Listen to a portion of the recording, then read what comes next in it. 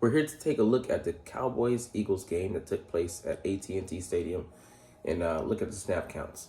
Who did well, who did poorly, who deserves more PT, who deserves less, and just make sense of the debacle on Dallas' side that happened down in Big D. But man, there's quite a few key players to shout out and some guys that got some shine. So let's give them their time. What's up, it's your boy Cintron, come back at you with another analysis video, and kid you not, that's my real name. Game ball, 3 stars, and snap count analysis. We'll only do the latter. Week 10, Eagles at Cowboys. So look, some takeaways from the most recent victory we just had, and it's our 5th straight win in a row. I'm going to be shooting for 6 with Washington coming to town later this week. Friday for me, Thursday for you. Let's get into it. So the big thing that we were able to take away from this one is the amount of rest that they were able to give the Eagles starters. And yeah, it wasn't a huge amount. As you can see that Kenny Pickett took 14 snaps.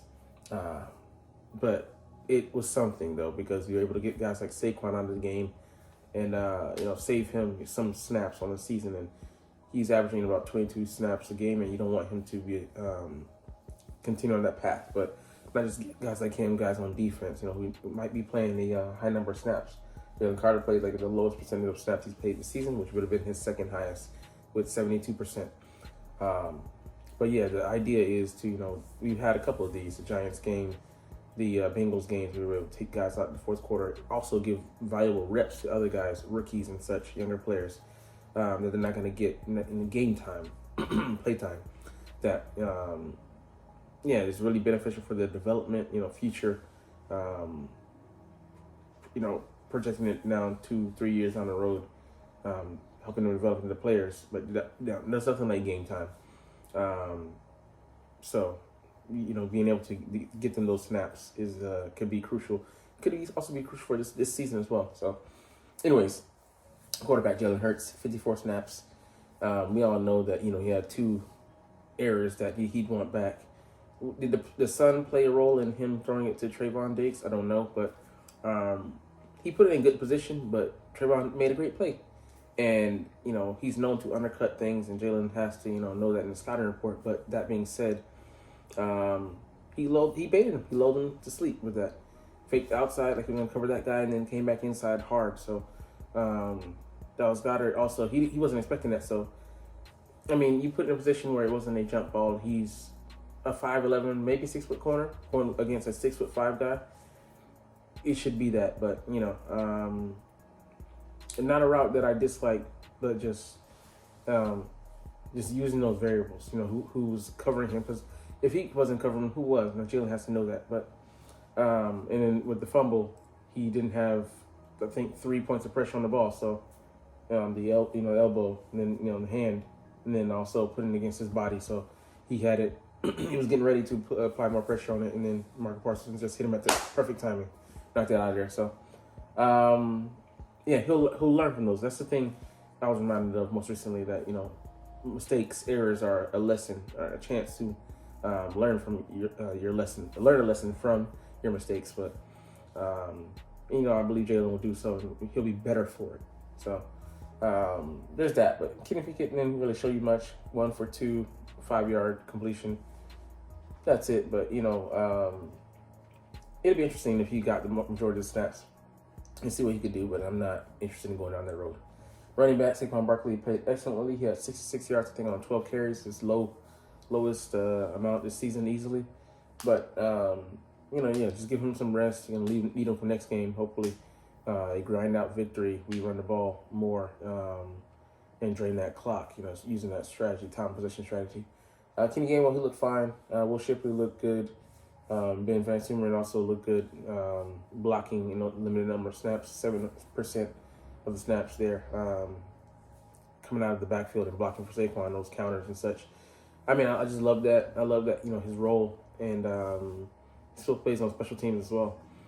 But yeah, he's just such a utility, versatile, useful player. Wide receiver, A.J. Brown, he obviously had 100 yards, 5 passes. He did his thing. Devonta Smith really should have had, over 100 yards easily, 2 bombs, pass interference, defensive holding on one so that he wouldn't get the pass interference. And then on the other one, Jalen just underthrew him. the guy beat. He had to slow down for the ball. So both of those Jalen could be better. And he's got maybe potentially 2 TDs, 3 TDs total through the air. No, sorry, 4.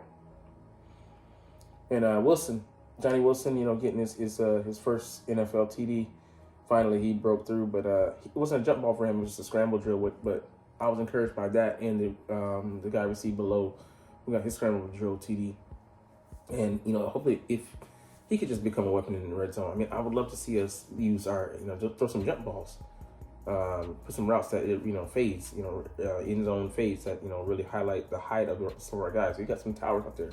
He's 6'6", taller than even Goddard, And Anaya Smith, he just gave him some quick little motion work on satellite motion and stuff. I'm not a big fan of his right now because he's not really bringing much to the offense. I don't think he has the speed that, we really, I would rather go with Malik Washington at that spot, but, it is what it is. We'll see if he can develop into a chain mover, but that's the best hope I have for him. Tight end, Grant Calcaterra, he did his job. He got 1 or 2 targets. Is what it is. But Dallas Goedert, him being back is a big difference. Such a great blocker, route runner, dual tight end, has a versatility. And, we kept him in to block at times, and that really helped, stalling Michael Parsons and giving him a chip block, Fred Johnson. So we're scheduled to have a guy back this week, actually. But Fred Johnson, he did decent. He might have given up some pressures. Him and Mekhi Becton, Cam Jurgens. He struck a little bit in the middle.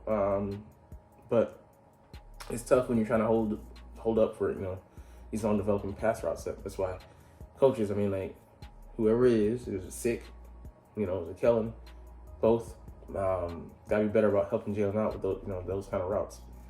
But I think overall the offensive line came in and did a decent job, and these guys came in slop time and did did decent work. So I don't blame the line at all. It was partially the responsibility of having the quarterback hold the ball that long. All right, edge defenders, Josh Sweat looked crisp out there. Jalen Hunt looked decent to solid in his pass rushes. Brandon Graham being a factor. Nolan Smith also getting in there. Bryce Huff in the fourth quarter lighting it up. So people who had heat for him, to their chagrin, he's out there doing some things. So just like we knew he would if you were a true film fan. All right, interior line, Jalen Carter just destroying things. Didn't show up in the stat sheet like it should, but we know he's one of the key cogs out there. Milton Williams also doing his damn thing. Shout out to him for rushing Cooper Rush, and no pun intended, getting that ball, that fumble recovery. Moreau Jomo popped. He was in there getting some good rushes and standing stout. Jordan Davis didn't really notice him, but he showed some good hustle, especially on some plays that went away from him. But he still got over there to make the tackle. Thomas Booker, he's showing some solid plays. This line has really come on as of late, and it's the interior and the exterior working in conjunction with the group below them. These guys are playing at very high levels. Nakobe Dean, they say he missed a couple tackles, but I saw him make 2 tough tackles out in space, whereas he would have missed those early in his career and early this season. But he's really sharpening it up, and you're not going to be perfect.